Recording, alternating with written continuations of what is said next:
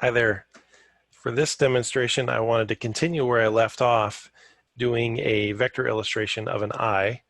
And now we're going to talk about what you do when you're trying to do vector hair. Now, hair is one of those really complicated pieces to draw. There's a lot of detail involved. Of course, thousands of little strands of hair to deal with. It's always a problem in any form of art to deal with hair. When it comes to vector, it's even more difficult because you have to make a lot of compromises. You have to decide, okay, what am I going to keep? What am I going to ignore? How am I going to convert this mass of detail into a silhouette that actually makes sense and looks pretty in this case? So here's kind of probably the most simplified version where you're just turning it into a solid shape with just a few detail lines. Next to it, I've got a sample of, maybe more detailed hair where you have, overlapping lines, overlapping shapes, creating the depth and the different levels in the hair. Strategically using maybe 2 or 3 colors, creating kind of a background, a mid-tone, and a highlight, separating those pieces. And you can see how they've strategically placed the lines so they contour and they flow with the direction of the clumps of hair. Similar to the way this is looking, where you've got kind of an overarching silhouette and then smaller shape areas added on top in strategic places to create the highlight and the shadow. And if you ever spend some time looking at hair, and I recommend you do that using a pencil or something else to actually draw and study how hair flows, you get used to the idea that there are some shiny spots that you need to leave brightly colored, and some darker spots that you need to just leave alone and make really deep and rich silhouette shadows in. And that tends to work and help with what you do in vector. So if I come over here to a photograph as our sample and I look at what we might do to illustrate this hair, typically you can work from the background forward, which is to say you can create a large silhouette and then start making smaller pieces as you develop the hair. You could do that in multiple layers. I could do like a large silhouette layer and then start doing detail lines and separate those by layers so I can hide and reveal them as needed to look at the photo reference underneath. It's up to you how you want to do that. You could even use art brushes to do some of the detail, which I'll show you in a minute. So let's imagine that my plan here is to just start with a layer or two, and I'm going to work on creating the silhouette and then creating some of the detail areas. So I'm going to do this kind of quickly,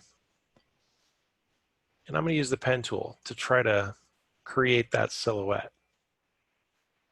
It's important to recognize too that when you're working on a detailed portrait like this, you're never going to try to make one singular piece be the entire piece of art. You really do need to separate things and be willing to draw one piece at a time, even not trying to make one individual shape for the whole thing. Now I'm purposefully ignoring this area right now. I'm just going to focus on this part of the silhouette first. And here this photo reference got cut off, so I'd need to go ahead and fill that in and create my imaginary end there. So you can see how by doing that, you kind of mass in place the shape you need.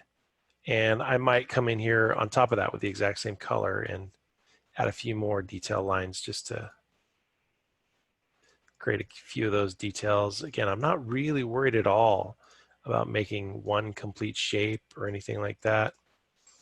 I'm just worried about creating some of that detail in a way that just looks like what I need it. I can merge, flatten, and Pathfinder any of this I need to later on to put it back together, patch it together in any way I want. So for now, I'm just trying to create some of those silhouette areas. And I would do that over here too. I'm not gonna spend my entire time with this, but I might come in and start tracing these clusters with overlapping the same shape just to kind of build it up and not worry about tracing exactly every single little in and out. I mean, that can get maddening. So if you do it in flat pieces, you have a little more freedom and flexibility as you build up those flat areas on top of each other. And again, if you use the Pathfinder or some other shape builder, you can just merge them together in the end and it won't even matter. So you have the flexibility of just using your brush, the pen tool, blob tool, whatever you want to use to fill in the silhouette and get what you need. So I'm going to go ahead while I've got this here, just grab that color and I'm going to use my eyedropper and pick kind of a darker brown area as my silhouette color, maybe a little darker. That's a little too dark. There. Okay, so that layer's done. I'm going to go ahead and hide it, create a new layer, and start building. And for this demonstration, I'm just going to try to do 3 levels. If you do more levels, it might get more interesting. What I'm going to do now is I'm going to think about contour. Contour is what matters. I'm trying to think about where those secondary contour shapes are. See, when I drew the main silhouette, I was trying to focus on the large outer shape. Now I can, if you imagine, I'm working on the next largest silhouette. And because it's a tangle of hair, I have to make that decision. I have to kind of make it up, for lack of a better word. I'm going to use a eyedropper again and maybe pick a lighter brown. Not quite that brown, but I'm trying to have 3 colors basically. The darkest back color, which you just put on the silhouette, kind of a medium tone right now for this part of the drawing. And then a brighter highlight for some of the highlight areas. Again, for this, I'm just going to go kind of fast. I'm not trying to be super accurate right now. Just trying to create a few subdivided areas to give you the impression of what I'm doing. And again, this method allows me the flexibility of not having to be super precise and worry about every single in and out of the silhouette. I can just kind of overlap a little bit.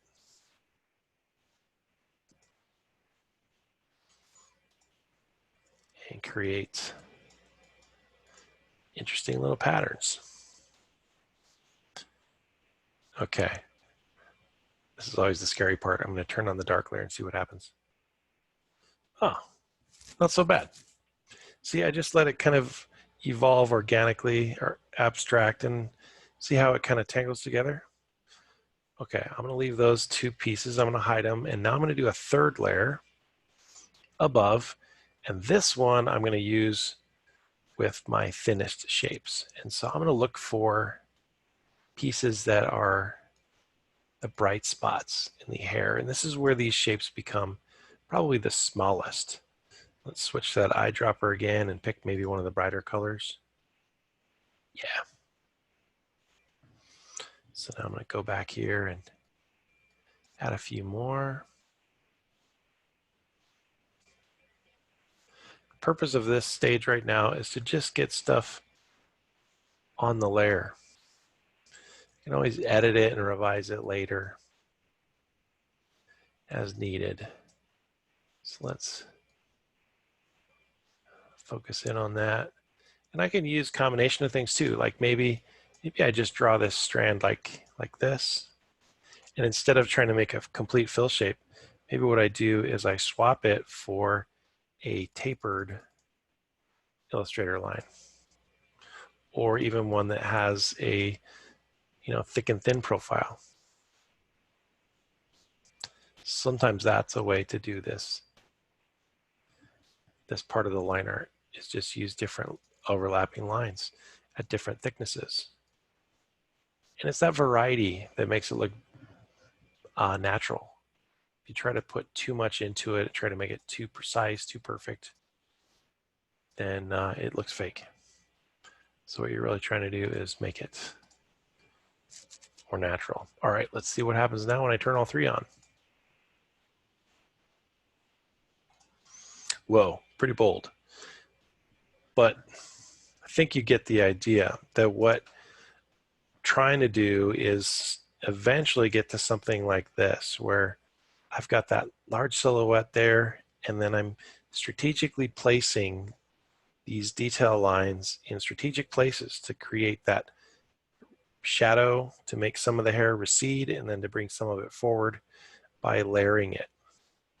Now, this method I just did, I was using straight flat color.